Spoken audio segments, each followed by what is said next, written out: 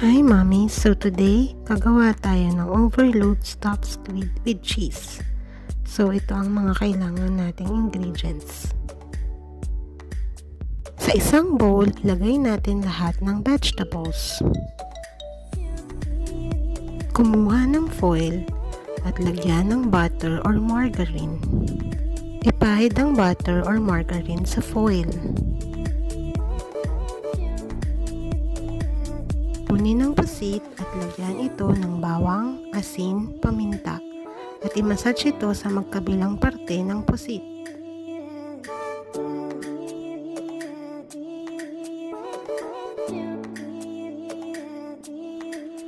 Pagkatapos, kunin lahat ng mixed vegetables at ilagay ito sa loob ng pusit.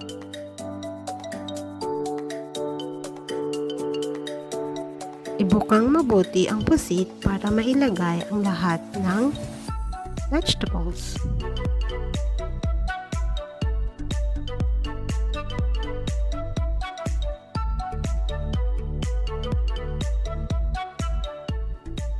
Huwag kalilimutang ilagay ang cheese.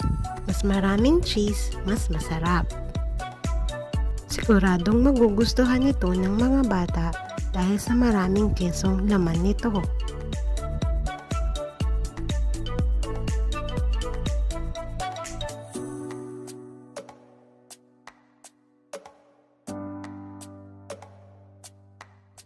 Pagkatapos, i-coat ulit ito ng butter or margarine para hindi dumikit ang pusit sa ating foil.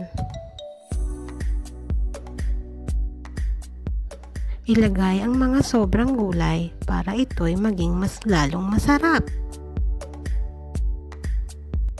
At pagkatapos, ibalot na natin ang pusit sa ating foil.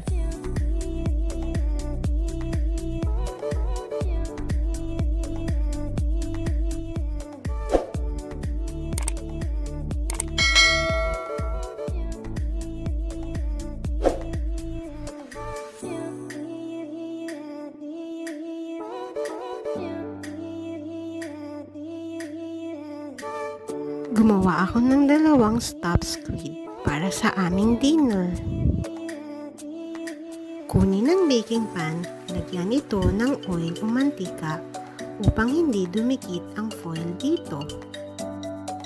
Pwede na natin kunin ang stuffed squid at ilagay ito sa baking pan at i-bake ito for 15 minutes. Pagkatapos ng 15 minutes, luto na ang ating overload stuffed squid with cheese.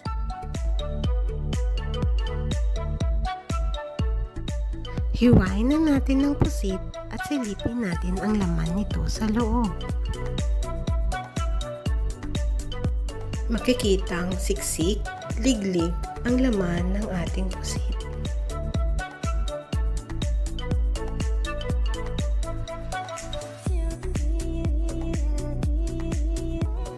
Hiwain pa natin sa mas maliliit ang ating pusit upang mas madali itong kainin. Mga mommies, pwede na nating itong iserve sa ating pamilya. Enjoy!